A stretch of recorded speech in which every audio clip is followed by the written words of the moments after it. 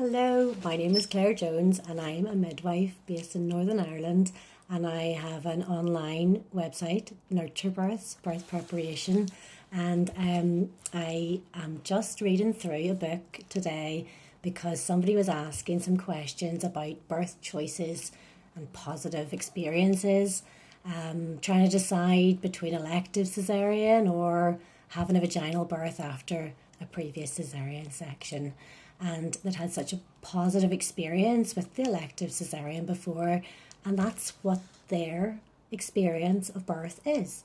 So they were just thinking, oh, could a different type of birth be for me? So that the vaginal birth after cesarean. And I was thinking, well, it's their body, it's their birth, it's their baby, it's their experience, and it's really hard not to get really enthused about thinking, yes, go for having a vaginal birth, because I'm so worried that then if that turns into a negative experience, you've given the wrong advice. So I was thinking about it and thinking, what do the books say? But also then my gut was telling me any experience can be a positive one if you enter it with the right mindset and it's taking all the positives from it. Entering into things, making a decision with all the facts and all the information so that it's your choice. So the positive affirmations that I was reminding myself about to use in my classes and then when I'm doing birth preferences and planning with women that I'm guiding are, I make decisions that feel right for me and my body. I make decisions that feel right for me and my baby. I love and respect my pregnant body. So, my body is perfectly designed to birth my baby. My baby knows when and how he or she will be born. Now, these are all beautiful, and they do create that mindset of visualization and positivity. But you've got to also add in that wee drop of common sense where you're thinking, okay, how am I feeling? How is my body today? And you're using your brain. So you're thinking about the benefits and then the risks, and you're thinking, are there alternatives? And what if I do nothing? So, and I've left one out, I'm sure, there. So let's see what brain actually stood for in this book again. See, I'm going to have to read over all of this again because it turns out I have actually forgotten some of it. And I am going to go through it all. So page 83, I know that, is B is for benefits, R is for risks, A is for alternatives. So I got that. Oh yes, and I talked about it already. I is for instinct and human instinct. And N is for nothing. So what happens if we do nothing and we wait and make the decision tomorrow, maybe? So 24 hours. Do you want someone to monitor you? Do you need a scan in the meantime? What's going to settle you, calm you enough that your shoulders come down and you're calm and your brain is empty enough there? You think, oh, yep, I've got a bit of space there to think, to take on some more information and then process all the information maybe somebody's given you in a consultation, for example. And then the next day, then make the decision. So maybe 5 minutes, just maybe 10 minutes, maybe an hour, 24 hours, a few days. What about another week? Could you wait another week? So you've reached your due date, you've reached term plus 7 maybe, and you're thinking, can I have another week?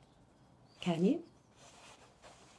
So do you see where I'm going with this? So it does depend on the situation that you find yourself in. And you do need to look at all of that, and everybody's different as well, and everybody thinks differently, and everybody's body is different. So let's see. You need to get yourself into the right headspace. So different if your waters have broken. You're feeling under pressure maybe that the time is going, the clock is ticking. Somebody said the risks of infection are higher after 24 hours, 48 hours and so on. But also remember, the chances of going into labour get higher and higher the longer your waters have broken too. Okay, so waiting. checking your temperature. Are you well? Are the waters a normal colour? Is your baby still moving really well? So you're weighing all the different scenarios up. Let's see what else it says here. So the majority of cases, being rushed into making a decision or being put under pressure results in more negative than positive feelings long term. Will that make sense?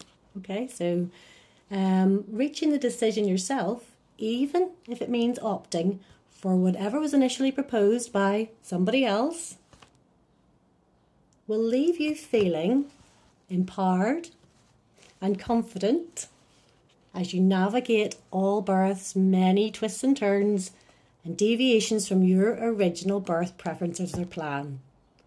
Plan B, Plan C, Plan D.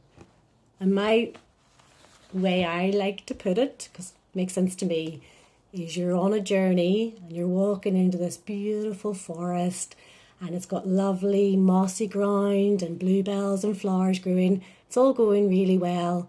Maybe it starts to rain, so you head off to the side a wee bit to take some shelter. You hadn't planned to do that. But when the rain stops and everything's okay again, you come back out onto the path again, don't you? Enjoy your picnic. Or, for some other people, think differently. It's like, oh, there's rain, it's lovely.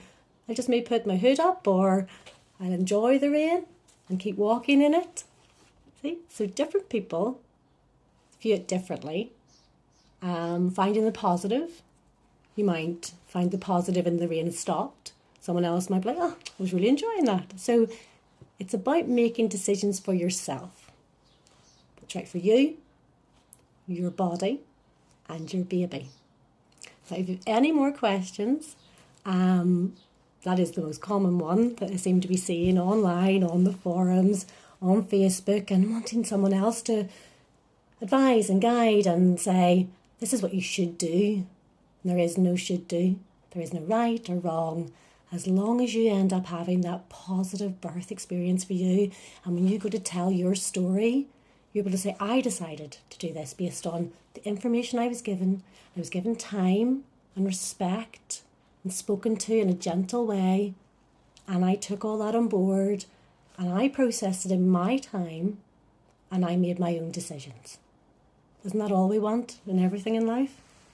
So join me if you can for more information. If you have any questions, just email me on info@nurturebirths.com.